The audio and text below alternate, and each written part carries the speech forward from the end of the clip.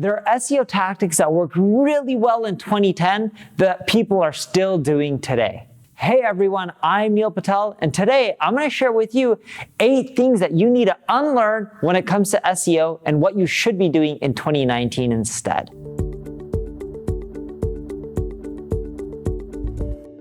Before we get started, make sure you subscribe to this channel. That way, when I release more marketing advice like this, you'll get notified.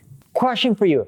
Has your website been hurt by some old school SEO techniques? Or have you found out that when you use these old school SEO techniques, for some reason your traffic isn't going up? If that's you, leave a comment below with yes. If it isn't you, leave a comment below with no. I'm curious because if it is, I want to find out what these old school tactics you're leveraging because I'll show you what to do instead. The first thing I want you to unlearn is only focusing on external links. Everyone's like, oh my God, backlinks is the #1 factor in Google.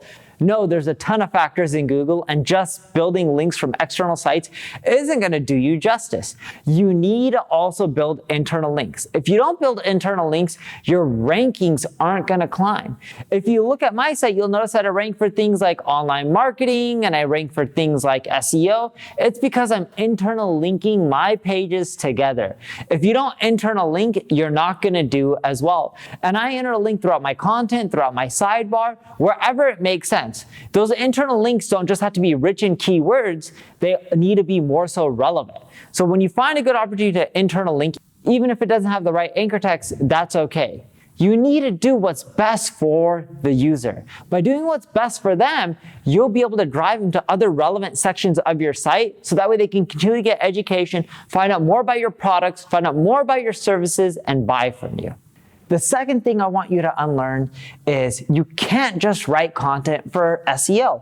Everyone's doing keyword research these days. Heck, I even have a tool called Ubersuggest that I've released for free that helps you do a keyword research. And you should be doing keyword research. But when everyone does keyword research, like you go to Ubersuggest, you type in a keyword like digital marketing or Google Analytics or whatever the phrase is, dog food it could be, you'll see a list of results of all the other similar terms. But there's an issue. When you see a list of all the other related terms, you may end up taking them and just putting them into your website. Yet putting them into your website is writing content for search engines. You gotta reformat your content. You gotta rewrite it. You gotta extend the length. You gotta make sure that you're providing the best experience for people, because you don't want them reading your dog food article and just be like, wait, this just has keywords in there. It doesn't teach me anything about the right dog food for my puppy, if it's gonna help them lose weight, gain weight, be stronger, fitter, leaner. All it's doing is just inserting 500 keywords related to dog food, and this article doesn't provide any value. So you can't just write content based off of search engines. You need to write content based off of people, because Google is now using user metrics, in which if someone reads your content, they bounce away because they don't like it, they hit the back button, go to Google search, it tells Google that your content sucks no matter how many backlinks you have and no matter how many keywords you inserted. The third mistake that you need to unlearn is targeting high traffic keywords that have no intent. For example, I rank for terms like SEO. Do you think that term drives me any business? You would think so, but no, it doesn't. Why? Because most people who research that term are just looking to understand what SEO is, how it works. They're not necessarily looking to pay an ad agency. A better term would be SEO agency. Yes, SEO agency gets a lot less traffic, but the people who come from that keyword are more likely to convert into revenue. The fourth thing I want you to unlearn is building a lot of backlinks. Everyone believes that you need quantity. No, you do not need quantity. A good example of this is my friend Todd Malico. Years and years ago had a Forex site, and he ranked on page 2 of Google in less than 6 months of creating it. Can you guess how many backlinks he built? Less than 20. All he did was went to the sites that already rank in the top 500 for the term Forex, and he went to those sites and convinced the owners to link to his site. And he got those exact pages that already rank in the first 500 to also link to some of his articles, and that drastically shot up his rankings. It's not about quantity, it's about quality. The fifth one is SEO is about tactics, tricks, and gimmicks. No, it's not. SEO is about putting the user first. If you look at Google, their mission is to make sure that when someone does a search, they're getting the best, most valuable information for them. They don't want them to have to go to 5, 10 different pages. They focus on the user. So if you also focus on the user in the long run, not the short run, but in the long run, you'll rank higher. The sixth mistake that you need to unlearn is focusing on rankings. Ahrefs did a study, and did you know what they found out?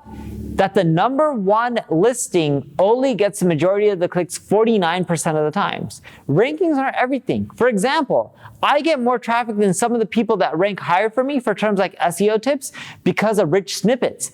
Even though I don't rank at the top, I still get more traffic due to rich snippets. When you get included in that, right, that's what's called ranking 0, you can actually get more traffic. If you also have more appealing title tags and meta descriptions, even when you rank lower, you can also get more clicks than your competitors. It's not always about ranking number 1. It's about ranking for the right terms, providing the best user experience, and eventually slowly climbing up to the top.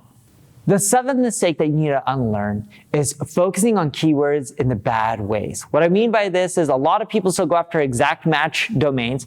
What worked for hotels.com is not going to work for you.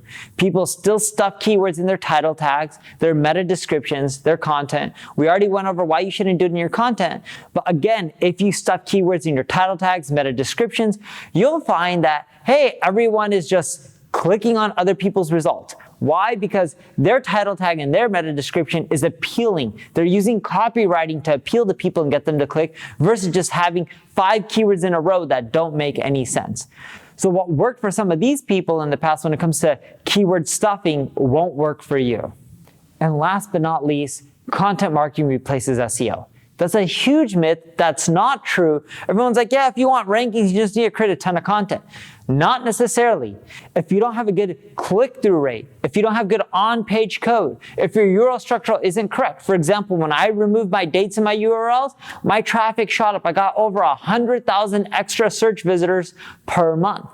If you don't have the fundamentals right, content marketing isn't going to do wonders for you. Now, if you need help growing your traffic, growing your rankings, getting more traffic, check out my ad agency, Neil Patel Digital. Of course, if you enjoyed this video, I would appreciate if you like it, share it, tell other people about it, subscribe to the channel. Thank you for watching.